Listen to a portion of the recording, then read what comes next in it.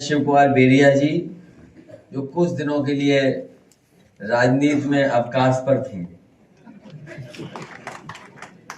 समाजवादियों से थोड़ी दूरी बना ली थी क्योंकि वो समाजवादी थे, इसलिए दोबारा समाजवादी पार्टी में आ गए। मैं उनका, उनके साथ जितने भी सहयोगी साथी, उनका बहुत बहुत धन्यवाद देता हूँ। इसी तरह रुश्दी मियाँ साहब, पूर्व विधायक, हमारे बहुत ही सहयोगी साथी, जो किसी कारण हमसे दूर हो गए थे, उन कारणों को दूर कर दिया है। रुश्दी अम्मा भाई अब हमारे साथ हैं, उनका भी बहुत धन्यवाद। उनके साथ तमाम सहयोगी साथी, उनका भी। अतर खां साहब, राम मिलन भारती जी, अंकित शर्मा जी, जो बहुत दूर से चल करके आए मेरठ से, और इनके साथ बहुत जिम्मेदार लोग, बहुत प्रतिष्ठित, बहुत सम्मानित लोग जो आज समाजवादी पार्टी में शामिल हो रहे हैं। मैं उन सभी लोगों का बहुत बहुत स्वागत करता हूं, बधाई देता हूं, और मुझे उम्मीद है कि आने वाले समय में जो समाजवादी पार्टी लड़ाई लड़ रही है, उस संघर्ष में हमारा सहयोग करेंगे अपने तमाम सहयोगी और साथियों के साथ। बहुजन समाज पार्टी के जो कोऑर्डिनेटर रहे, डुमरियागंज और सिद्धार्थनगर इलाके में और आसपास क्षेत्र में बहुत जिम्मेदारी से जमीन तक बहुजन लोगों की आवाज पहुंचाने का काम करते रहे। मेहनत कर करके लोगों को जोड़ा उन्होंने। मैं उनका बहुत बहुत धन्यवाद और स्वागत करता हूं।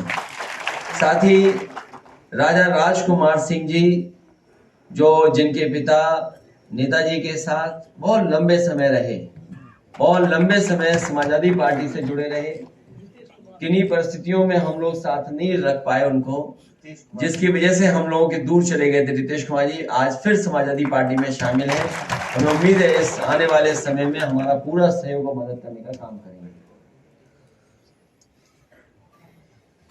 और इनके सहयोगी साथी, जिनके मैं नाम नहीं पढ़ पा रहा हूं, बड़ी संख्या में इस ऑडिटोरियम में है। मैं एक एक साथी का बहुत बहुत धन्यवाद और आभार व्यक्त करता हूं।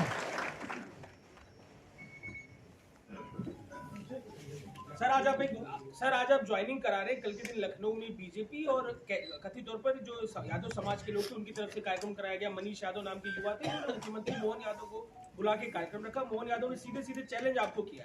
जो बातें उन्होंने कही कि यहाँ पर आएंगे किसी एक परिवार की नहीं है, समाज के लोग किसी एक चीज से नहीं जुड़े हुए हैं, कैसे देखते हैं आप उनकी बात? ये सब मैंने, जब आपके साथियों ने मुझसे सवाल पूछा था, ये बहुत पुरानी ट्रिक है और बीजेपी होशियार है। बीजेपी और बीजेपी के जो थिंक टैंक बड़ा होशियार है। कब कौन सी चाल चलनी है, कब ढाई चाल चलनी है, कब प्यादा चलना है। लेकिन हमारे पास बहुत सारे वजीर हैं, आप इनको पहचानते हैं? वो प्यारे मोहन हैं। अखिलेश जी उसी कार्यक्रम में इसलिए मैं कहना चाहता हूं, ये सब ओल्ड ट्रिक्स हैं। जब समाजवादी पार्टी अपना पीडीए परिवार बढ़ाने में जुट गई, तो इस लड़ाई को कैसे कमजोर किया जाए, कैसे ध्यान हटाया जाए, कैसे डिस्ट्रैक्ट किया जाए, उसका वो रास्ता अपना रहे हैं।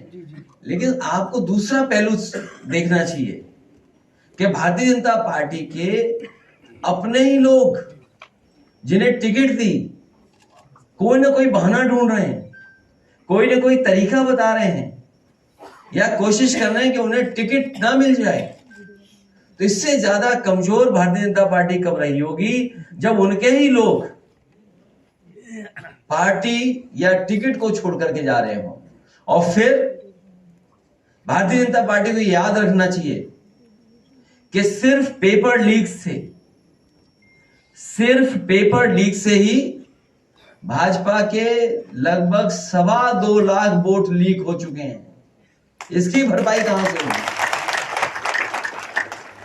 कितने वोट लीक कर गए उनके? 2.25 लाख।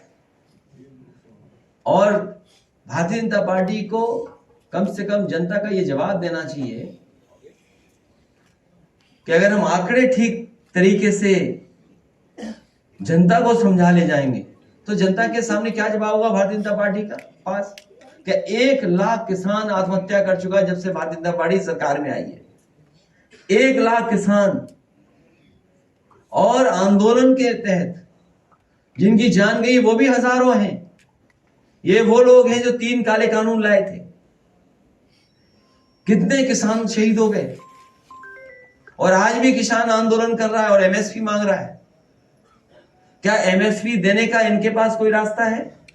और रास्ता भी कैसे बनेगा जब उधार पैसा बढ़ गया हो, देश के ऊपर कर्ज बढ़ गया हो, जिस सरकार ने नोटबंदी की हो और उसके बाद कर्ज बढ़ा हो, और फिर 15 लाख करोड़ से ज्यादा किसान का कर्ज माफ नहीं किया, बड़े बड़े उद्योगपतियों का कर्ज माफ किया।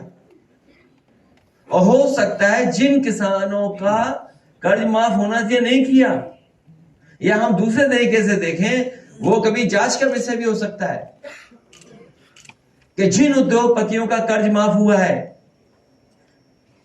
क्या उन्होंने इलेक्टोरल बॉन्ड्स तो नहीं दिए थे भारतीय जनता पार्टी को? यह बड़ा सोचने का सवाल है कि कहीं ऐसा तो नहीं भारतीय जनता पार्टी ने जिन उद्योगपतियों का कर्ज माफ किया हो, उनसे इलेक्टोरल बॉन्ड्स भी लिए हों और बाद में उन्हीं उद्योगपतियों को कर्ज दे दिया। दुनिया में हमें बताओ कौन सा देश इस तरह की अर्थव्यवस्था चलाता होगा जहां पर पहले तो लोन दिया जाए, जब वो डिफॉल्टर हो जाए तो उनका कर्ज माफ हो, फिर उन्हें कर्ज दे दिया जाए और कर्ज के माफ करने के बहाने इलेक्टोरल बॉन्ड्स ले ली जाती हो। अरे हमने तो कह दिया जांच की मांग, सुना नहीं आपने या स्किप कर गए वो भी आप? अखिलेश जी इसलिए जहां किसान की आय दोगुनी का वादा किया था, क्या किसान की आय दोगुनी होगी इस महंगाई में? और फिर नौजवान, वो बेटी जो इसने आत्महत्या कर ली, क्या कहा उसने? माफी मांगी पिता और मां से, मां और पिता से माफी मांग करके उसने आत्महत्या कर ली क्योंकि पेपर लीक हो गया, वो अपना भविष्य बनाना चाहती थी। दूसरा कन्नौज का बेटा ब्रजेश पाल, उसने अपनी जान दे दी डिग्री जला करके। जो लोग निवेश का सपना दिखा रहे थे और बड़े बड़े आयोजन कर रहे थे, आप लोगों को ब्रेकिंग सेरेमनी में बुला करके आपको कूपन दे रहे थे खाने का, बताओ, कूपन दिया प्रेस के लोगों को खाने का कि खाना खाए बिना मत जाना। कहां है नौकरी, कहां है रोजगार? और बताओ कितने नौजवानों की जान जा रही है, आत्महत्या कर रहे हैं। तो इसका सवाल का जवाब है क्या सरकार के पास कोई? इसीलिए भारतीय जनता पार्टी के लोग घबराए हुए हैं। ये जनता को फेस नहीं करना चाहते हैं। आय दोगुनी हुई नहीं, नौकरी मिली नहीं, और फिर नौजवान कहां खड़ा है? इजराइल जाने के लिए वॉर जोन में।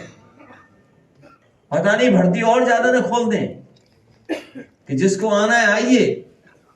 शुरू में तो पत्रकार साथी भी गए थे कवर करने, जब वो मामला खराब हुआ ज्यादा तो पत्रकार साथी सब बाहर वापिस आ गए भारत। लेकिन अब नौजवान जा रहा है। सोचो कैसी सरकार है जो गरीबों को एक्सप्लॉइट कर रही हो, गरीबी को एक्सप्लॉइट कर रहे हैं, गरीबों को एक्सप्लॉइट कर रहे हैं, क्योंकि नौजवान के हाथ में नौकरी रोजगार नहीं है। यहाँ पे वो मजबूरी में अपना भविष्य बनाने के लिए और परिवार की देखभाल के लिए वो विदेश जा रहा है, वो भी कहां? वॉर जोन में। रशिया भेज दिया, वहां लड़ रहे हैं बेचारे यूक्रेन में।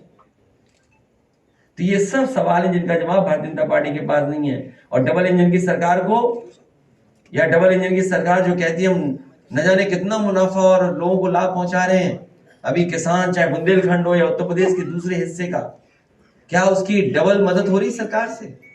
कम से कम अब तो सरकार सोचे और डबल मदद करे उनकी।